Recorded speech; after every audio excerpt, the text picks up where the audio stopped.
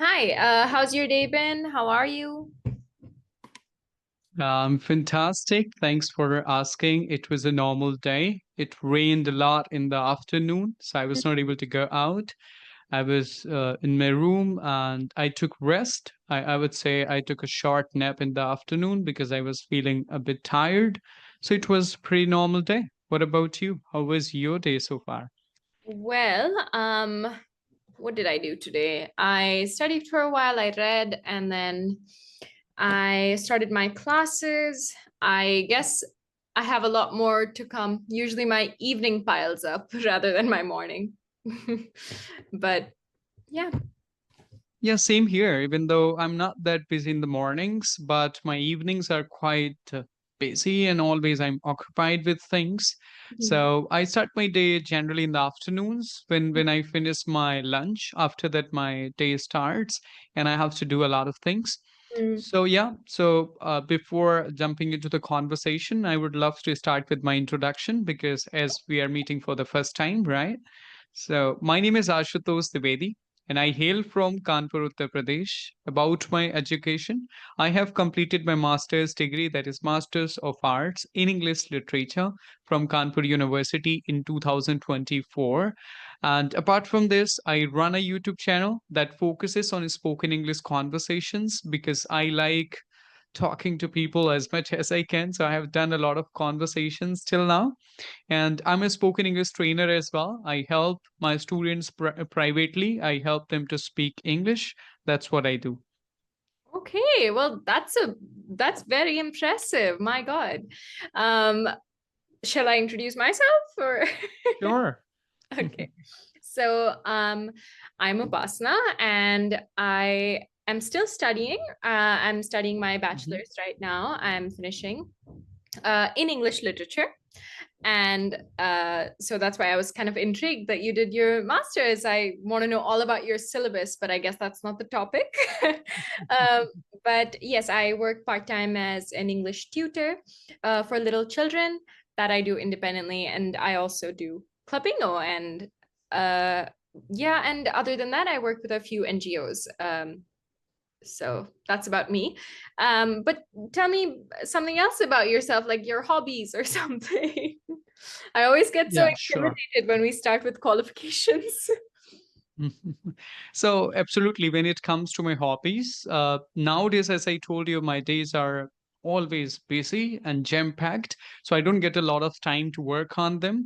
But when I was in school and university, I went to Banaras Hindu University as well for my bachelor's degree. But actually, it was not BCom, just BA, it was BCom. Actually, I came from BCom to master's in English. So, I was there.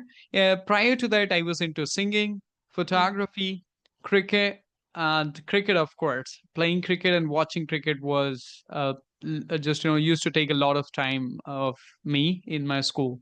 So Right. that kind of hobbies I had. And nowadays, I'm more into having conversation with people. I have done a lot of conversations till now. Like I started my journey way back in 2020 when I Mhm. was back to my hometown due to COVID-19, and I have completed around like 20 to 20,000, 20 or 25,000 conversations till now on Wow. multiple platforms. Like I would say Clapingo, Englishary, Inktalki, or Hello Talk, Halo, Clubhouse, Hi Local, Tandem, or Open Talk, Buddy Talk, Peer Up. So there are many applications which I try to improve my English. Well, that's wonderful. That's actually very interesting to me. And yeah, I am a big fan of conversations as well. I mean, as a literature student, I feel like maybe you'll understand this, but when you have a text in front of you, the amount of conversations that could come out of analyzing a single page is infinite, right? Like, so Mhm. yeah, I'm a big fan of conversations. I love when people are passionately talking about something. I really admire that about people. It takes a lot to have a passion and be educated about that passion and talk articulately. And, it's really admirable, I think. So yeah, what do you want to talk about? Communication or soft skills you mentioned? Yeah, exactly. Mainly, I want to talk about the soft skills. So I want you to tell me, please, that what is soft skills? Because many people confuse that, right, with only the speaking skills. They Right. think like if they are able to speak English or Hindi, Marathi, Bengali very well, it means they have very good skills, or they are very good communicator. So I want you to clarify that if people just confuse it. So what is the difference between this? Speaking skills or the communication skills and the soft skills? So yeah. Well, soft skills, I'd say they're interpersonal, right? So Mhm. more about, well, I know it's about language, but I find that soft skills can be more about your behavior, your mannerisms, your confidence, and your Mhm. attitude, right? So it can be about friendliness and your Mm. listening skills and stuff like that, right? Especially, I mean, the last session I did, we were talking about interviews with someone, and I think they really interviews are a good scenario to imagine when you're thinking about soft skills, because Mhm. it's not just your, like how we talked about our qualifications, it's also about the little jokes you make in between, or Mhm. the way you're sitting and the way you're looking at them, the eye contact and asking questions, right? So I guess interpersonal is the umbrella term I can use, interpersonal skills, but yeah, a lot to do with your behavior, your mannerism, not just what you're saying, but how you're saying it. Yeah. Yes, absolutely. I couldn't agree more with you, because in corporate world, sometimes people think like if you're a good speaker, you can go up in the ladder, but that's not always right. So many people are there who have a lot of experience in corporate world, like of 20 years, 25 years, but still they are doing basic job. They are not able to become managers. They are not able to go to that just big roles. The reason is that they are not able to focus on their soft skills. Right. And before talking to you in the afternoon, I was watching a video of Palki Sharma Upadhyay. So when she was talking about it, that soft skills are really important nowadays in this era, because you have ChatGPT, right? So ChatGPT can do a lot of things like writing mails, and whatever you want ChatGPT to do, it will do it. So how will you make difference in, Mm. like, a lot of people? That is like soft skill which makes you different. So you need to learn like how to answer with the empathy, or how to understand people, how Yeah. to give instructions to them. Yeah. Would you like Absolutely. to add something more? No, no, no, Uh-huh. I was just agreeing with you. Go on. Yeah. Okay, so that's what I was watching, and I understood really in this era it is so important because data is everywhere, like a lot of data on all those platforms, and ChatGPT is coming with not ChatGPT, I would say artificial intelligence is coming with a lot of new tools every single day. You see, I see a lot of advertisement, this perplexity or this and that, Llama, Gamma, Coder, whatever the name they give it. So they have a lot of tools now, so it's not that difficult to do that technical task, but it's all about like what kind of person you are. So Yeah. I feel Absolutely. like to make the differences, it is very important for you to be a good person. Yeah, I think what you spoke about, how ChatGPT can do anything. AI is so, it's developed to a point of well, fright, right? We're all frightened about that. And I feel like every time someone says something like, oh, AI is taking over the world, they're going to replace us, I guess soft skills are a good argument to that, because you can't Mm. tell when chat gpt is nervous or biting their nails and is looking away because they're trying to prepare a, sentence well. So yeah, I guess that's a really good point you have there, that in this day and age the soft skills are so much more um well, I guess this is not a great word to use, but enunciated in conversations, like Mhm. rather than the words themselves. um Yeah. yeah, and I think soft skills, when I think about them, I think about, and when you said sorry, ladder, climbing that ladder, right, to have higher Mhm. positions in something, I think some of the main things I think about is charm and charisma in that sense. Mm. You need that Mhm. to climb higher. You need that. You need that confidence. And Mm. when it slips up a little bit and it's overconfidence instead, I feel like that's instantly back down, because you need to know your limits and you need to know them well enough to ask questions, which is so much more charming, you know? Hmm. So yeah, I think charm and charisma play a big role in these kind of conversations, right? To climb high. Absolutely. Yeah, because everybody has their own uniqueness. If I would say take the name of few people like Satya Nadella, Parag Agrawal, and Sundar Pichai, even though there are a lot of people who are just graduating from those universities and IITs, but everybody is not able to reach on that level. So they had something, or they have something till now, that they are able to maintain their positions. So that is there. It's all about you, that how you come different, but it can be learned. It is not something that you are born with. It can be learned by observing people, observing leaders, and observing very good, like, administrators, and that you Yeah, can learn it, right? yeah, absolutely. And I think I mean, I don't know if these count as soft skills, but like I said, the mannerisms, right? So to be curious, like you said, to be Mhm. learning things endlessly, I feel like you should be keen on it. You should actually want to learn about it, not just want to learn about it for a salary, right? So I really Mhm. like it when people like not just have one leg over the other, just listening lousily. I like it when people are initiating the questions, initiating the conversation. And again, I don't know if this counts as soft skills, but I put it under there because it shows interest. It shows that you are invested in the conversation. So I really like it when people are, in it. They're talking to you, they're talking to you straight to you through your eyes. And I find that really admirable as well, because let's be honest, being curious about something can also mean you don't know much about it, right? So maybe you're Mhm. underqualified. But I was talking about this with someone else. Like, I would rather you be so interested and ask me questions and learn about it, rather than saying you're this and this qualified and sit back and say, well, I guess that's it. That's the conversation. Yeah. And Yeah. yeah, I mean, I'm really rambling, huh? But yes, so I really like that. So yes, whatever you say that comes under the soft skills, as Palki was talking about it, and of course the etiquettes and the manners you said, absolutely they come under it.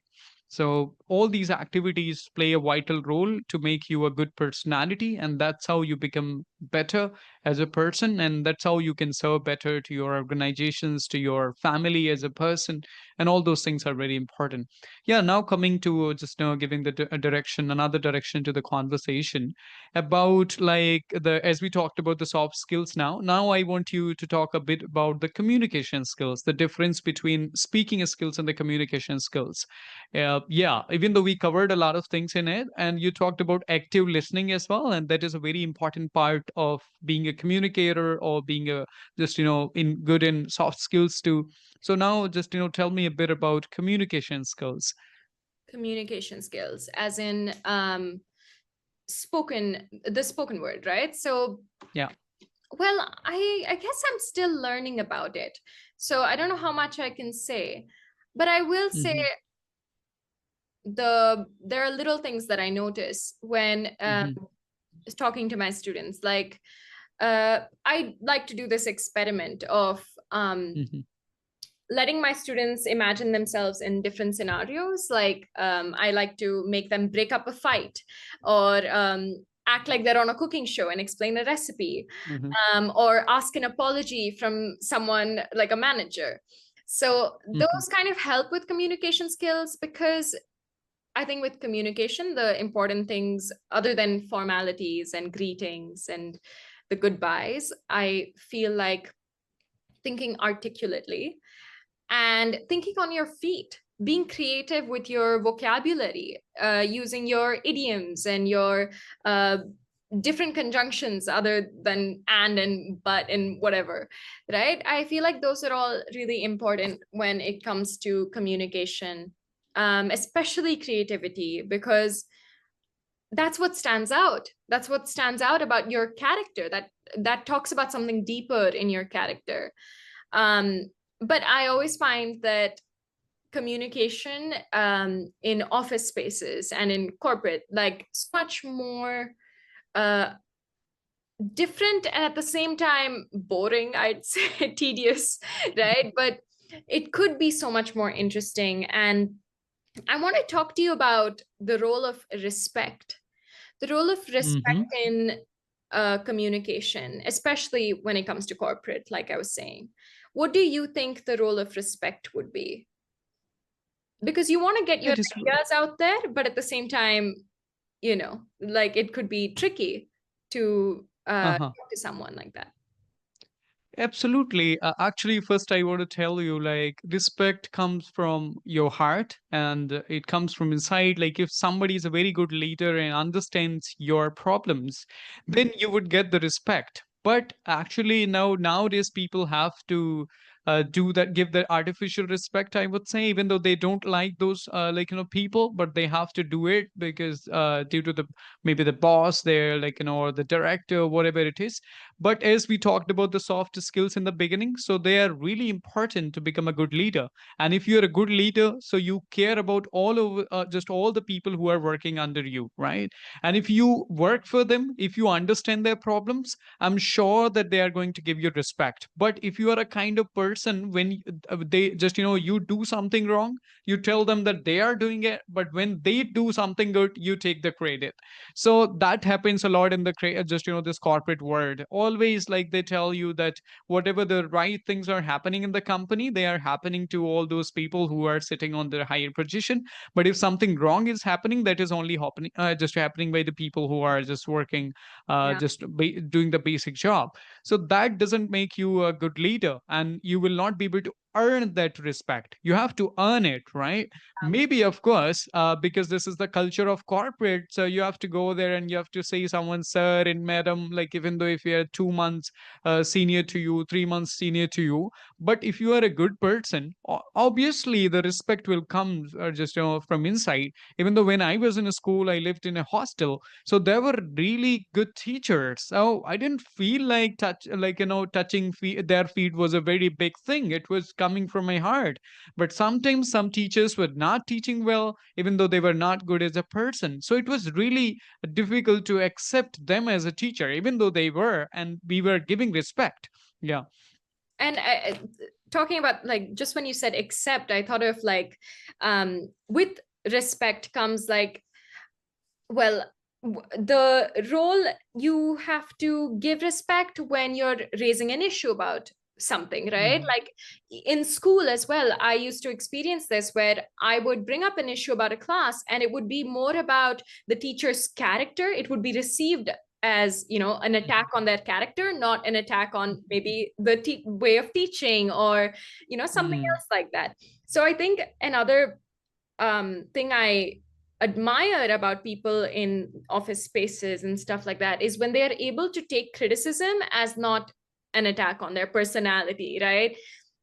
And acceptance, accepting their mistake, even if you're in a higher position. I think if you evaluate it properly and if you resolve it properly, that shows why you're in the higher position, right? And Mhm. effectively communicating with your employees, even if they have raised an issue, that develops that mutual respect that's necessary. Yeah, absolutely. And I said absolutely to you, not to myself. It sounded like that. Another thing I wanted to ask you, because again, I was talking about this, and I work with a few NGOs. So the people I meet through there, I always wonder, how will they be employed, and how will they enter the, work, how will they enter workspaces, and who will take them for a job? So their interview skills. And I asked about it, and the response I got was, it has a lot to do with their looks, unfortunately, making sure that they look right. And maybe that's also part of the soft skills, like how you look, how you Mhm. smell, like things like that. But what do you think looks what importance would you put on looks? That's a like huge topic for me. I didn't understand, even though I'm on YouTube, right? So I neglected all those things for very long. But now I realized it matters. Right. I was watching one of the videos of Gaur Gopal Das where he said nowadays it's the time jo dikta hai wo bikta hai. So it's like whatever just you show, like that is going to work. So it is not, I didn't realize that. I always believed in one thing in the past, that if you are providing quality to people and if you are doing whatever you are assigned for, then well and good. But Mhm. now I realize no, it matters like how you sit, how you talk to people, how you dress yourself. Because a first impression when you don't speak with anyone, that Yeah. gives a like positive impression that you are very much professional. But just sometimes, like if you're not well dressed, people will take you wrongly and they will think like, oh my goodness, he is not at all a good employee and not serious to his work. So I would say, like, even though I was talking to one of my fellow YouTubers, so she said like we should work on that holistic approach. We shouldn't leave just all these small things also. And I feel nowadays I understood it matters a lot and we should work on it. But to be honest, from the perspective of the work, I don't really think so. Look matters a lot, but nowadays it's the just social media every single day. Even though the What? company people Yeah. take your pictures and post on some international just platforms or the websites, so you should look up to the mark for them. So look matters to build your personality when without speaking. Also, it tells you a lot, it tells them a lot. So that's what I would say, it is important. But in my heart, I would say it doesn't play a lot of role. But now realized, even though a little bit, but it does. Yeah, I will say, like, thinking about it now, um, the one thing AI doesn't have that we do have is bias, is Hmm. looks, and I feel like that is the only way now to get employed, because they also are replacing employees with uh chat GPT because it doesn't ask for a pay.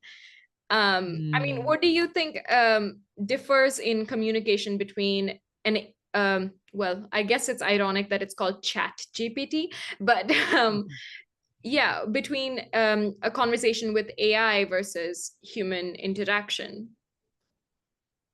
Yeah, I have, as I already previously told you, that I have done a lot of conversations with human beings. At the same time, I have done conversation with ChatGPT as well. But to be honest, when I talk to ChatGPT for 5 minutes or 10 minutes, hardly it becomes so monotonous and boring that I can't talk to ChatGPT anymore. Even though I have a lot of students and they say like, oh, I can talk to ChatGPT, I can do Yeah. once they leave my classes. I ask them, do you do practice with human beings or some other partners? They say, no, sometimes I talk to ChatGPT. I say, like, that is not going to help you a lot. Of course, I can say that that can help you. And if you, something is better than nothing always. If you don't have human partners, it's okay to stick with ChatGPT. But if you have partners around, I think I would say always give importance to human beings, because already you said like it's all about more about emotions, right? So that ChatGPT lacks. ChatGPT doesn't have emotions and it sounds flat. Even though, oh, okay, it was really nice talking to you. Like it's just like it's like artificially. I think sounds. Obviously, it is AI, right? So it Yeah. sounds artificial, and after a few minutes, they will start repeating the same questions. Like, Mhm. what should I ask you, Ashutosh? Ashutosh, how was your day? How can I help you with it? Like, so it sounds not that natural. It sounds really artificial. So that's what I would say. Only the one thing is there. That is the one huge thing, that is emotion, which lacks when you talk to just artificial intelligence. Yeah, and I'd like to add, like, one, I was gonna like say it's strange because you don't always hear AI. You mostly see it as, like, if you're, especially if it's students taking notes or cheating on tests or something like that, you just see it Mhm. words. But like how I've, like, for example, in one of my classes, I saw a girl using like her phone as she was doing the test, and I was like staring at her because there was a light in her face. I was like, you, I just know you're on your phone. But how I realized was when she was reading off of the test, she obviously couldn't Mhm. pronounce the words. Mm. which I think is so like obvious, and it really holds a student back. And another thing is with sorry, I forgot my train of thought. Yes, another thing is you can't hear AI laugh, and you can't hear it laugh at your jokes, and it's such a loss of humanity, such a loss in Mm. studying human nature and human interactions. And of course, the other thing, sorry, I'm like rambling right now. However, I feel that it's very unfortunate that AI only answers you, doesn't ask its own um, doesn't ask its own conversation questions and add to the conversation.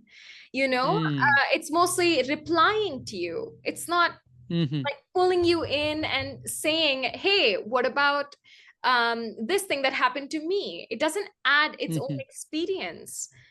And yeah, what do you think is the role of personal information in a conversation? Like, when do you get vulnerable versus, shut off a little bit? Yeah. So I didn't get your question a bit, so please come again.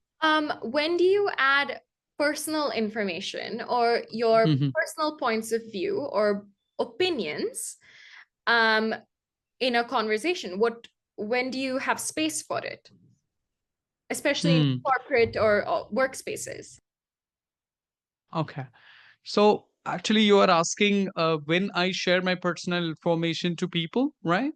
Yeah, when do you get vulnerable and your emotions come Mhm. out in communication? When is it appropriate and when is it not?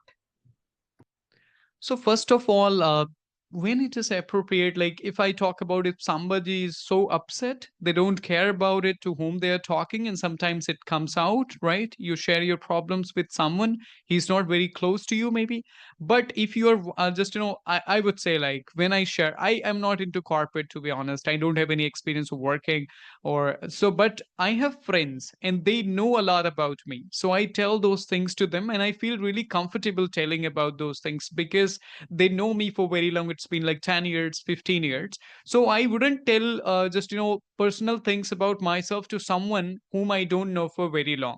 And if he doesn't understands me well, that how he will be able to give me the solutions for those things, right? It's not all about just knowing me, like just we know each other from this conversation only, right?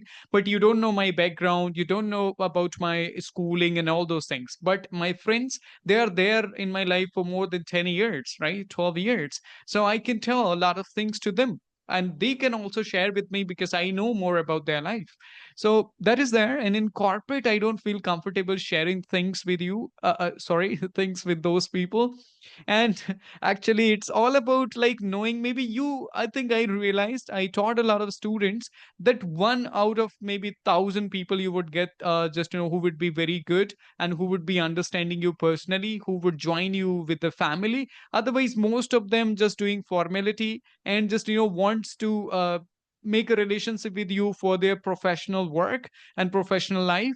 Rather than that, they don't care a lot about you. So, and they wouldn't give you a lot of pieces of advice also, because they are in a race to become manager.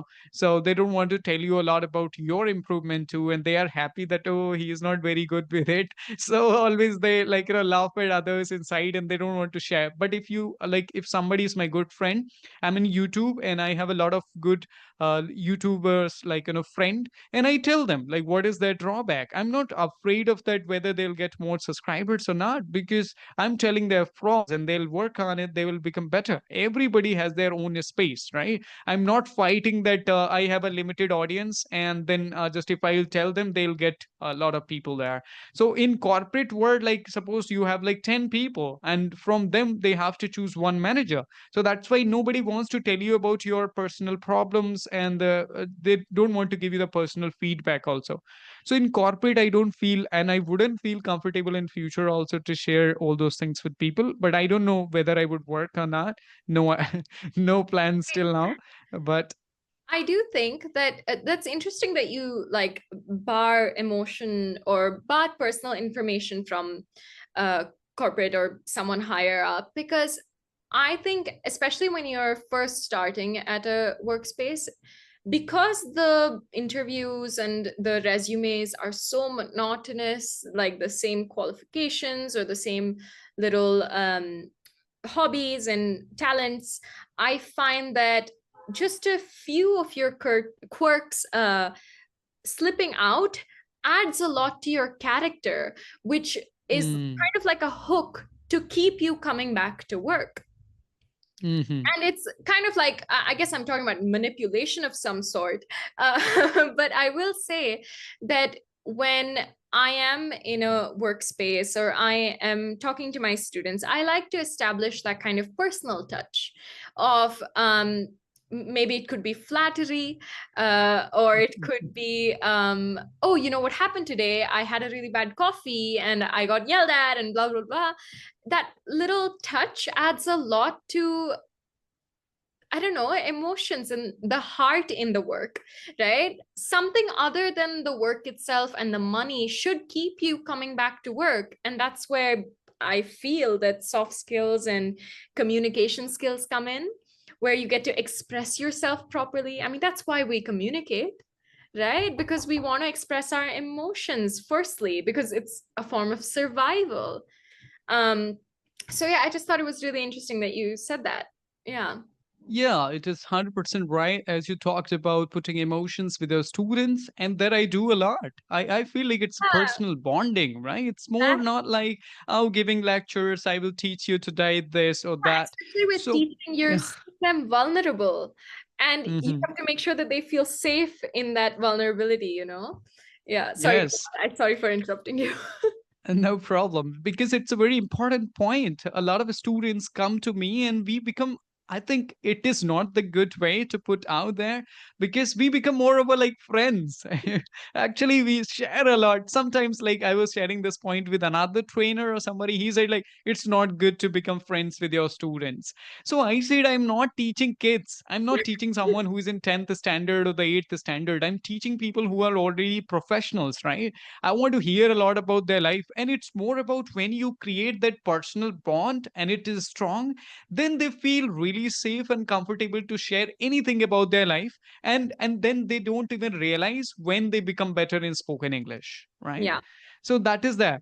But when you are not able to create that bond, it's just only asking questions from one side. Oh, just how many members are there in your family? What do you do whenever you get free time? And actually tell me like about the furniture in your house. So yes, sometimes it's okay, obviously, but make them feel comfortable so they can talk about anything whatever they get in. I have a students and they tell, oh, today I bought this, Ashutosh, like it is a very wonderful light, I got it from Amazon, and today I got it this fixed. So it is helping them to improve their English. At the same time, they are able to get a person to whom they can consider as a like a friend more than a trainer, and they can comfortably share their thoughts, and that's what make them better as a communicator, right? It's not all about being a strict, no, no, no, don't talk about your lights in your house, I'm going to ask questions to you because I'm a trainer here. So that is not the scene. And I trained a guy for straight 18 months. He was from Chennai. We became so like, we were really much into each other, very good friends, like talking about, like used to tell a lot about his life, his relations, and I would also share about the frustration about their relations and things. So that's how it is. Then we didn't realize that we are learning English, and we became good friends. At the same time, we learned together. It's not all about just only being a trainer, I'm teaching someone. It's all about like learning from each other. Like it's a Yes. field, not I'm just a teacher and teaching like physics to the students, so I have to teach them. No, it's all about life. If somebody is 44, 45, 50, they have a lot to teach about life to me, right? So Yeah. that is there. That's what I like more about teaching and training field. Yeah, and just one little thing that I noticed was, like you said, when they come to you with like some sort of, personal bond and stuff like that, I feel like the learning of English as an English teacher, I think you understand that they're indirectly learning the language as they're talking about things that they find fun and things that they find personal and emotional. They're learning how to communicate as they're doing that without them being aware even, right? Mhm. So I think that's really beautiful how communication lets that happen. Yeah. Yeah, that's why I left my field commerce and I came into it because I just when I started communicating with people in COVID-19, I thought like it's so interesting because every day you get new people. And even though due to this online technology in the world, you don't have to go anywhere to find new people. In sitting in a place, you can talk to a lot of people. So I've got a lot of virtual friends from like in the past 5 years. I guess COVID also, it instilled some loneliness in everyone because we were all quarantined. I feel like it instilled loneliness and the need for communication, the need for human bonding, for it became more evident than ever, right? So Yes. that was a good Mhm. time, yeah, to start that kind of conversation. Yeah, absolutely. It's been so nice talking to you. Is there anything you want to touch upon? No, I think it was really nice. We discussed a lot, and it was more like time just no flew. We didn't realize it. And absolutely, I like this kind of conversations where you should talk to heart. You should share your thoughts. It's not more about just no, not this, not that. Some people are not really comfortable with a lot of topics, and then it becomes very difficult to communicate. Even though you would find such students who would say, "No, ma'am, I don't want to talk about this. No, ma'am, just talk about this topic only." So, like a lot of foundations, then it becomes very difficult, like what to talk about. So Yeah. that's why we talked about the personal bond, which is really important to create. Once they feel comfortable, then they don't say, "Nah, I wouldn't talk about it," or this and that. Then they would be comfortable sharing their personal things in their life as well. Yeah. Yeah, and some of my favorite genres are art about art, writing about writing, films about making films, and communicating about the art of communicating is wonderful. I could do it all day. So this was really wonderful. Thank you for spending your time speaking with me. It was really an honor. Yeah. Yeah. Pleasure mine. Thank you for wonderful questions and your precious time. Bye bye. Take care. Bye bye. Take care.